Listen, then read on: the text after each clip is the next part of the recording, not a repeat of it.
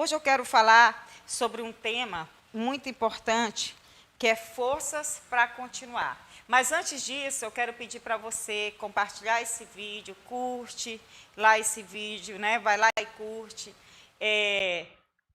aciona lá o sininho, coloca para os teus familiares, porque é tantas notícias ruins e eu quero te dar notícias boas.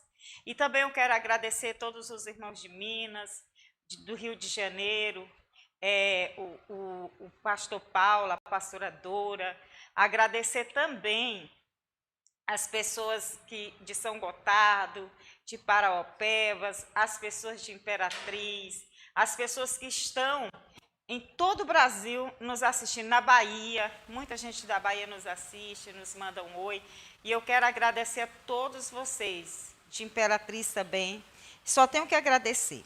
Mas vamos ao nosso tema, que é muito importante. E eu estava pensando ontem à noite, umas 3 horas da manhã, eu pensando o que nos dá força para continuar.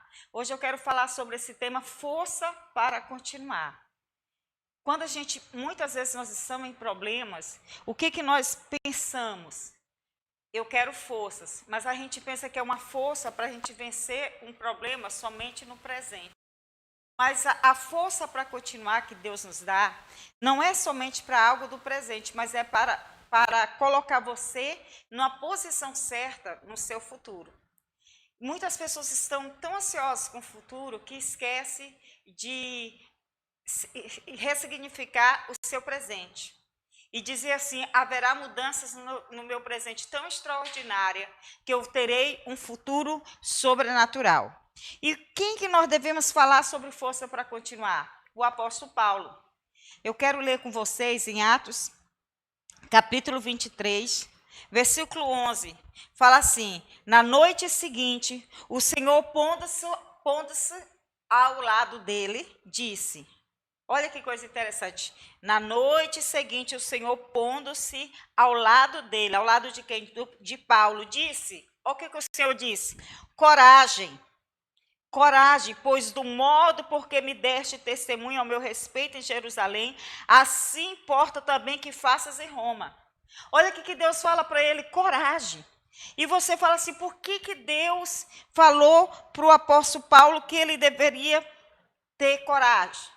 E nós precisamos, quando a gente lê esse versículo em Atos capítulo 23, versículo 1, você precisa ir um pouquinho para o passado de Paulo, para você entender por que Deus falou assim, olha, você precisa ter coragem. Mas não era coragem para ele ficar estático ou para ele ficar chorando com a circunstância dele. Não, eu quero que você tenha coragem, porque do modo que você testemunhou ao meu respeito em Jerusalém, você também vai ter coragem, você também vai ter força para testemunhar em Roma. Olha que Deus coloca um propósito dentro dessa coragem. Talvez você não entenda o que é coragem. Talvez você pense que coragem é apenas você orar e você chorar e você sentir uma pequena alegria na sua casa. Não, ele está falando que Deus nos dá coragem para cumprir todo o propósito dele na nossa vida. E se você olhar no capítulo 21, que fala que Paulo chega a Tiro, Paulo chega em Cesareia, aí fala da prisão de Paulo, tá? E aí depois Paulo apresenta a sua defesa, e aí Paulo, ele vai ser açoitado. E tem 2 grupos que estão querendo matar Paulo, que são os religiosos, os saduceus e os fariseus. E Paulo, além de ter uma cidadania romana, que os romanos também não poderiam tratar Paulo de qualquer jeito, Paulo também tinha outro precedente que era muito importante. Paulo era um fariseu, Paulo era de geração pura. Paulo tinha legalidade tanto de ter com os romanos como para os judeus. E a Bíblia diz aqui que fitando Paulo os olhos no sinédrio, o sinédrio onde estavam os fariseus e os saduceus, disse, varões, tenham andado diante de Deus com toda a consciência até o dia de hoje. A primeira coisa que ele apela é a consciência dele. Mas o sumo sacerdote Ananias mandou aos que estavam perto dele que ele batesse na boca. Quando ele falou assim, eu tenho mandado em sã consciência, o que o sumo sacerdote Ananias fez? mandou bater na boca de Paulo. Irmãos, presta atenção. Paulo levou um tapa na sua boca. Alguém não disse para Paulo assim: Paulo, faça silêncio. Paulo, agora tu não vais falar. Não foi isso que aconteceu. Imagine você um pastor, imagine você ter santidade na sua vida, imagine você andar com a consciência pura, imagina você ser um homem de Deus, uma mulher de Deus, e no momento que você vai manifestar tudo que Deus tem feito na tua vida, aquelas pessoas que eram para te apoiar, eles vieram e disseram, bateram na sua boca. Nunca ninguém me bateu na minha boca porque eu levei a palavra. Nenhum religioso. Talvez nem você. Então o que disse Paulo? Deus há de feriste, parede branqueada. Tu estás aí sentado para julgar-me segundo a lei, contra a lei mandas agredir-me? Ele falou assim, como que você manda me agredir sendo que eu sou um fariseu? Sabe por quê, irmãos? Porque nesta época, os sacerdotes, eles não eram mais escolhidos pela linhagem, mas pela política. Eles eram escolhidos segundo o poder, segundo aquilo que eles acertavam por trás. E Paulo se manifesta contra ele. O que estava ao seu lado disseram, estás injuriando o sumo sacerdote? Aí ele falou, eu não sabia que ele era sumo sacerdote, porque está escrito, não falarás mal de uma autoridade do teu povo. E aí, irmãos, Paulo usou da sua sabedoria. Ele sendo fariseu, todo fariseu acreditava na ressurreição, que os mortos iam ressuscitar. E os saduceus, eles não acreditavam na ressurreição. E o que o apóstolo Paulo, com toda a sabedoria, fez para sair dessa circunstância? Que ele ia ser morto. Ele falou, e houve uma dissensão. Os saduceus e os fariseus começaram a ter brigas por causa disso que Paulo colocou sobre a ressurreição dos mortos. Pois os saduceus não acreditavam e os fariseus admiravam essas coisas. E o que é que acredita? A Bíblia diz que houve vozearia. E levantando alguns escribas da parte dos fariseus, contendiam, e não achamos neste homem mal algum. Quando eles ficaram com a briga teológica sobre ressurreição ou não, o que aconteceu? Os fariseus automaticamente começaram a proteger a Paulo. Irmãos, e a Bíblia diz que ele foi levado para uma fortaleza, para uma cadeia. E o que você fica olhando assim a vida de Paulo, irmãos? E às vezes, você fala, da onde que eu vou tirar minha força? Da onde que eu vou tirar meu ânimo? Da onde que eu vou tirar a autoridade? Da onde que eu vou tirar a minha fé? E o que o apóstolo Paulo fez, irmãos? O apóstolo Paulo não estava sofrendo porque ele perdeu o carro, ou porque ele perdeu a esposa ou um esposo. Ele não estava sofrendo porque ele teve um problema financeiro. Ele não estava sofrendo porque ele tinha uma enfermidade. Ele não estava sofrendo porque alguém falou mal dele. Ele não estava sofrendo porque ele estava magoado, não. Ele estava sofrendo porque ele estava cumprindo o propósito dele. Ele estava sofrendo porque ele estava fazendo a vontade de Deus. Porque ele estava entrando no propósito de Deus 100% na vida dele. E as pessoas têm medo de entrar 100% no projeto de Deus na sua vida. Muitas vezes você está feliz, você não está sofrendo nenhuma aprovação. Mas não significa que você está no centro da vontade de Deus, não. Não significa que você está no projeto de Deus, não. Paulo estava sofrendo ameaças de morte. Paulo bateram na boca dele. Irmãos, ele estava fazendo a vontade de Deus. Vai ter tribulação sim na nossa vida.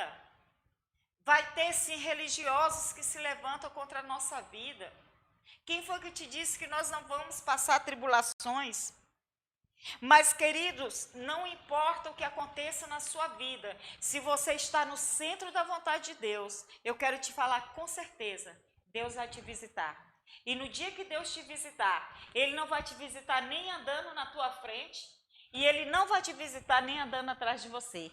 Ele vai te visitar como visitou Paulo. Ele visitou, ele falou assim, estou do teu lado.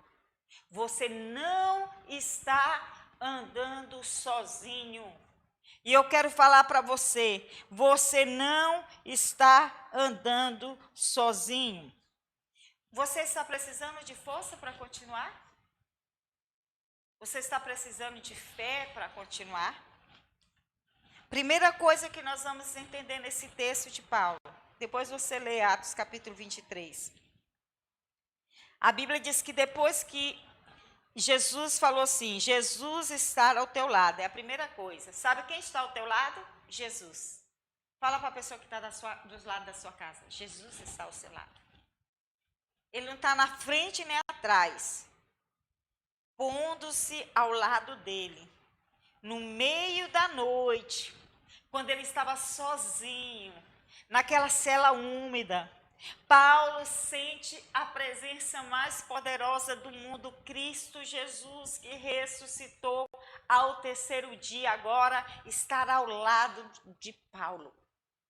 Você precisa de mais alguma coisa?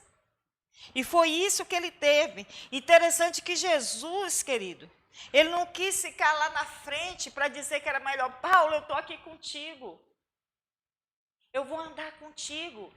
Me lembra aquele versículo que diz, eu te guiarei, tomar-te-ei pela mão, pela tua mão, e te guiarei ao caminho que tu deves andar. E foi isso que Jesus fez. Olha, tenha coragem, você testemunha em Jerusalém, e eu vou te guiar, para que você também possa ter forças para testemunhar em Roma. Força. Tem muita gente que está falando assim, eu estou cansado. Eu já preguei muito sobre Jesus, eu estou cansada. Irmãos, Paulo tinha acabado de levar tapa na boca. Se você olhar os capítulos atrás, era uma vida de sofrimento, irmão, de perseguição de todos os lados. Cada dia que Paulo fazia a vontade de Deus, mais e mais pessoas se levantavam contra a vida de Paulo. Cada dia. E ele não desistiu. Sabe por quê? Porque em Isaías 43, 2 fala assim, quando passarem pelas águas, eu serei contigo. Quando passarem pelos rios, eles não te submergerão. Quando passares pelo fogo, não te queimarás, nem a chama arderá em ti. Queridos, nada poderia atribular a vida do apóstolo Paulo. Você acha que está sozinho? Mas eu quero te falar uma coisa que você já sabe. O que Jesus falou quando ressuscitou e quando ele foi assunto aos céus. Antes dele ser assunto aos céus, ele falou, eis que estou convosco todos os dias até a consumação do século. Quem está contigo do teu lado é Jesus. A segunda coisa, Jesus fala com você. E ele disse, tenha coragem. Você talvez, irmão, olha, deixa eu falar aqui um negócio para você. Talvez você está numa solidão.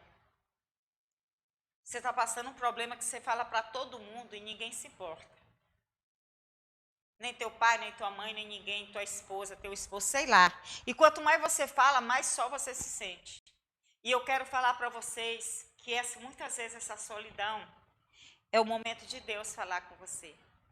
Deus faz com que as pessoas não compactue ou nem mesmo tenha piedade de você, para que você venha ouvir a voz dele.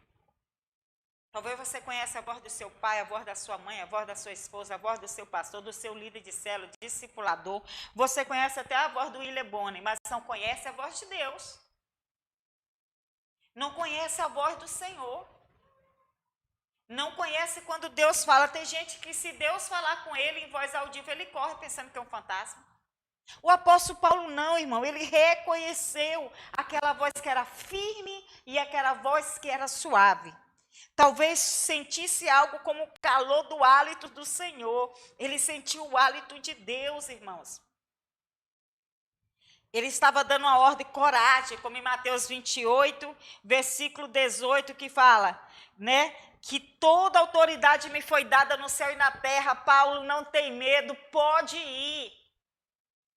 Não tenha medo de morrer. O dia que você vai morrer, não foi o diabo que vai te levar, foi o dia que Deus determinou. Uma vez eu estava no ônibus e o ônibus houve um assalto. E na hora eu levei um susto. Mas depois eu falei assim, mas se eu morrer hoje, eu não vou morrer porque esse assaltante vai me dar um tiro. Eu vou morrer porque Deus determinou hoje que me desse um tiro. Não porque Ele tem o poder da minha vida, mas Deus que tem o poder. E eu fiquei tranquila naquela noite. Sabe por quê? Porque o Espírito Santo colocou essa coragem dentro de mim. Aquela palavra de Jesus foi a força que Paulo precisava. Uma só palavra de Jesus é o suficiente para reanimar sua vida. Em Hebreus 11 que fala que nós precisamos ter fé, irmãos. Precisamos ter fé. E fé não é você sentir arrepios. Fé não é você só ficar esperando o profeta chegar na sua casa. Tem pessoas que choram quando chega o profeta e diz assim, Deus mandou te dizer que Ele está contigo. Ah, chora. Mas Deus já está contigo. Deus já está contigo. Nós precisamos ter força para ouvir a voz de Deus. Você precisa ouvir a voz de Deus. E para você ouvir a voz de Deus, muitas vezes você tem que ir por fortaleza. Como Paulo foi. Para Elias ouvir a voz de Deus, ele estava esperando um terremoto, veio numa voz silenciosa. Pedro ouviu a voz de Deus quando desistiu do seu chamado. Os discípulos do caminho de Emaús ouviram a voz de Deus e retornaram para o seu chamado. E eu declaro nessa noite que você vai ouvir a voz de Deus para a tua vida. Você vai ouvir a voz do Senhor. A terceira coisa, Jesus te garante continuar. No versículo 11, ele fala como? Pois do modo porque deste testemunho o meu respeito em Jerusalém, assim importa que também faças em Roma. Paulo tinha acabado de dar testemunho em Jerusalém. Mas Jesus falou assim, agora é Roma. Sabe, quando a gente cansa de uma batalha, ah, não, agora eu já trabalhei muito para Deus, agora eu vou estar dando um tempo. Irmão, tu dá tempo para ganhar dinheiro? Tu dá tempo para comer o que tu gosta? O que tu gosta, tu dá tempo. Aqui está falando assim, que ele falou assim, olha, você tem que ter coragem, mas não é coragem para você ficar inerte, não. É coragem para que você tenha força para testemunhar em Roma. Você teve uma tribulação ontem? Alguém bateu na tua boca ontem, como o apóstolo Paulo? Pois se levante e tenha força, porque amanhã tem Roma. Amanhã tem outro lugar para você testemunhar de Cristo. Muitas pessoas se escondem. Sabe por que muitas pessoas se escondem do seu chamado? Porque dentro do seu chamado exige que você tenha um padrão na sua vida de santidade. E muitas pessoas desistem do chamado, porque elas não querem se santificar com Deus. Elas não querem buscar ao Senhor. Sabe, queridos, se você ler, você pensa assim que Deus falou assim com o apóstolo Paulo. Estou do teu lado, eu estou contigo. Aí você fala, aleluia, acabou-se os problemas. Não. Sabe o que os sacerdotes fizeram? Os judeus se reuniram e disseram soldados, 70 da cavalaria e 200 lanceiros. Olha só, para 40 homens ficarem emboscada para matar Paulo. E aí colocou 200 soldados, 70 cavalaria e 200 lanceiros para proteger Paulo, para que Paulo chegasse em vida. Olha só, irmãos. Não é o ímpio que está querendo matar Paulo. São os cristãos. São os fariseus, são os religiosos da época. A nossa religiosidade, ela nos mata. Talvez eu não tenha um fariseu, um saduceu na sua vida, mas talvez você tenha religiosidade dentro de você. Você está tão enraizado em religiosidade, que você não consegue se abrir mais para nada. você não ouve mais a voz de Deus. Você, em vez de estar com Paulo, não, você está com os 40, que vão jejuar, que vão fazer um monte de coisa para destruir. Olha só, irmãos. O apóstolo Paulo chega em Roma e teve a oportunidade de pregar o evangelho. Em Atos 28, de 22 a 29, fala assim: por 2 anos permaneceu Paulo na sua própria casa que alugara, onde recebia todos que o procuravam, pregando o reino de Deus e com toda intrepidez, sem impedimento algum, ensinando coisas referentes ao Senhor Jesus Cristo. Olha só o que está escrito aqui em Atos 28, de 30 a 31. Gente, presta atenção. Ele pregava na casa dele. Ele ensinava na casa dele. Tem muita gente que está desesperada. E agora, bispa? Não tem igreja, não tem templo. Presta atenção, irmãos. Ele permaneceu por 2 anos. Você sabe o que é 2 anos? 2 anos na sua própria casa que alugara. Não era a casa dele. Ele alugou a casa. 2 anos. Onde recebia os que procuravam. Onde pregava o reino de Deus. A nossa casa é uma casa de pregar o reino de Deus. O reino do Senhor. Deus está fazendo isso, nos chamando para casa. Deus não está nos chamando para sermos sacerdotes na nossa casa. Deus está nos chamando para sermos profetas nas nossas casas. Deus não está nos chamando para sermos homens de Deus, mulheres de Deus na nossa casa. Deus está nos chamando para quebrarmos maldições nesses dias na nossa casa. Para levantarmos altares de santidade dentro da nossa casa. Deus está nos chamando para fazer um rebuliço na nossa casa. E quando terminar tudo isso aí, irmão, que está acontecendo no Brasil e no mundo, as pessoas vão procurar vocês. Porque o avivamento vai começar como na igreja de Atos, dentro das casas. Em Jeremias 29, 11 diz que Deus tem planos de paz e não de guerra para a nossa vida.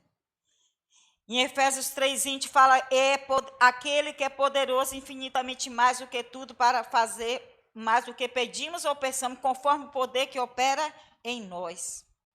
Então, Cristo, Ele quer fazer algo revolucionário na sua vida.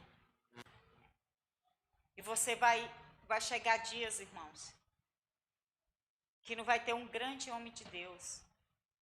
Vai chegar dia que não vai ter grandes cantores.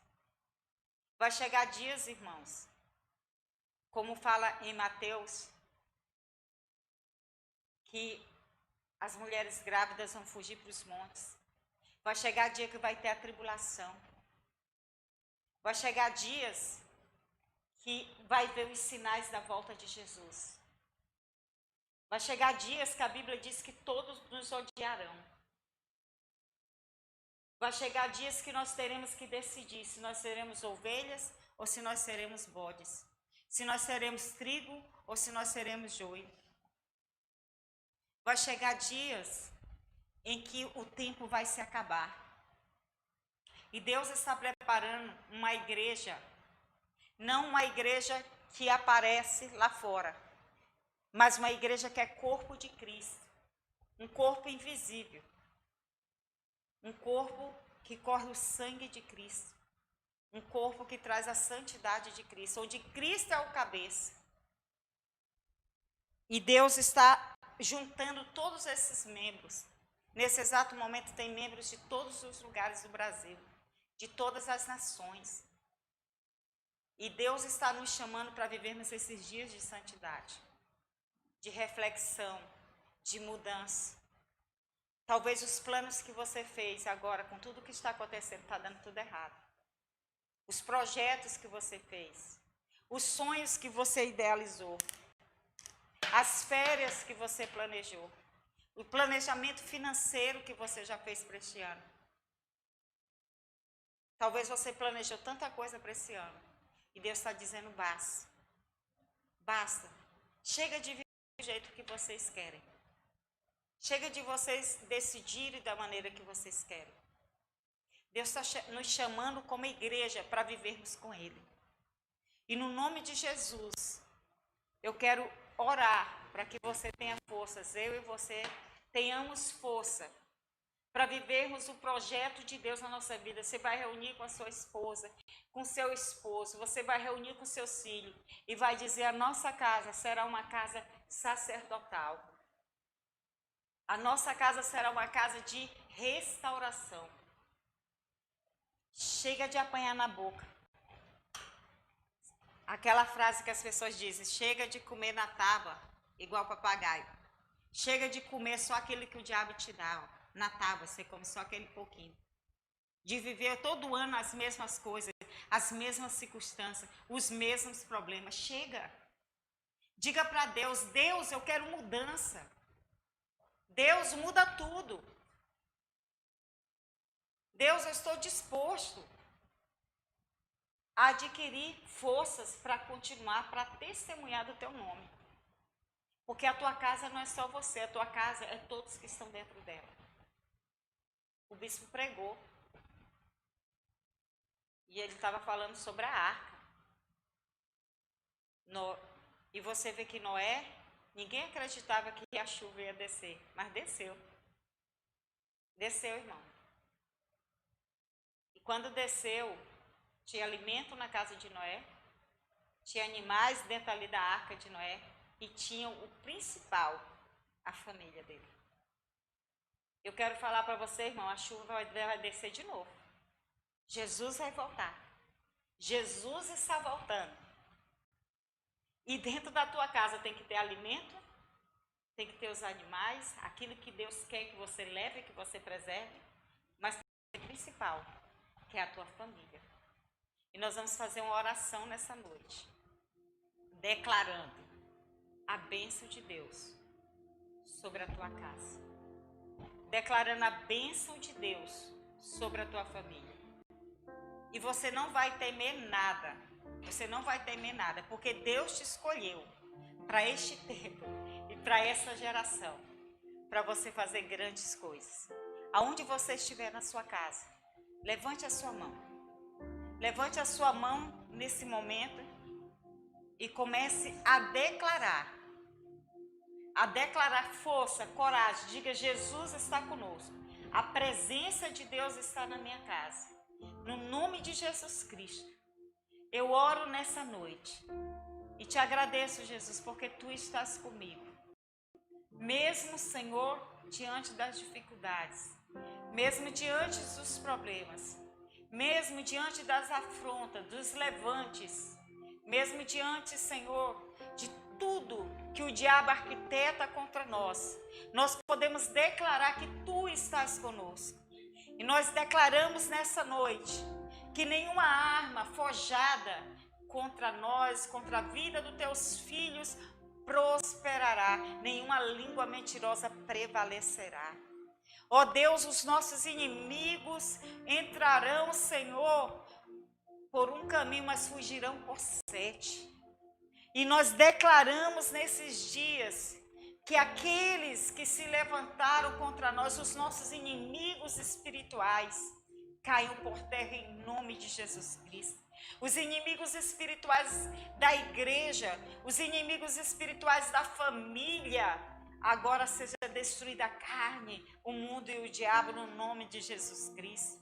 Nós declaramos que os inimigos espirituais na vida financeira do teu povo, ó Deus, o inimigo está dizendo que é dias de calamidade, ó Deus, dias de escassez, mas o Senhor é quem mandava o maná do céu, e o Senhor é quem manda o alimento que nós comemos, Pai. Por isso nós confiamos em Ti. Deus, prospera os teus filhos nesses dias. Deus, faz cair o maná. Deus, faz cair a provisão sobre a vida dos teus filhos. Abençoa o corpo dos teus filhos nessa noite. Ó Deus, que praga nenhuma chegue à tenda deles. Deus, coloca o teu sangue de proteção agora sobre o corpo de cada um. Não só dessa pandemia, mas de todas as enfermidades que existiram nos corpos dele, agora sejam curados pelo poder do sangue e do nome de Jesus. Eu repreendo essas enfermidades, eu repreendo essas dores, eu repreendo todo o mal, toda a praga, no nome de Jesus Cristo. Nós nos levantamos agora como guerreiros do Senhor. E nós pedimos agora que o Senhor esteja levantando sacerdotes dentro das casas, sacerdotisas, famílias sacerdotais, ó Deus, nas igrejas, na nossa igreja, em toda a igreja do Brasil. Levanta agora, Senhor, famílias, e que a tua igreja venha prevalecer através das casas. Que cada casa seja um avivamento, seja o testemunho do Senhor. Eu ministro cura, eu ministro libertação. Aonde você estiver agora, não eu, mas o Espírito Santo de Deus traz livramento, o Espírito Santo de Deus traz provisão, o Espírito Santo de Deus traz cura, o Espírito Santo de Deus traz bonança, o Espírito Santo de Deus traz resposta para você. E todas as coisas que estão fechadas, eu profetizo e declaro em nome de Jesus que sejam abertas.